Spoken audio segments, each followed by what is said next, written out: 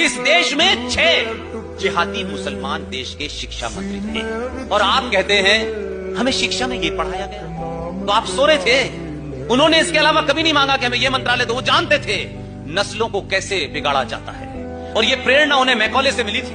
Macaulay पागल नहीं था जिसने अपने ही पार्लियामेंट के अंदर ये भाषण दिया कि भारत के ऊपर अगर लंबे समय तक आपको राज्य करना है तो भारत की जो सबसे ताकतवर इंस्टीट्यूशन संस्थान है उसको जब तक छिन्न भिन्न नहीं करेंगे भारत के ऊपर लंबे समय तक राज नहीं कर सकते। और उसके उस भाषण में जो वहां की पार्लियामेंट में अवेलेबल है तब उसने कहा कि भारत का जो जीवन शैली है, पढ़ने की, लिखने की, खाने की, कमाने की, समाज का जो ताना बाना है उसकी जड़ में है गुरुकुल, इसको समाप्त करना है। तब मैकॉले ने बंगाल के अंदर पहला कॉन्वेंट स्कूल खोला और शर्त रखी कि जो कॉन्वेंट से अंग्रेजी पढ़ के आएगा उसे सरकारी नौकरी मिलेगी।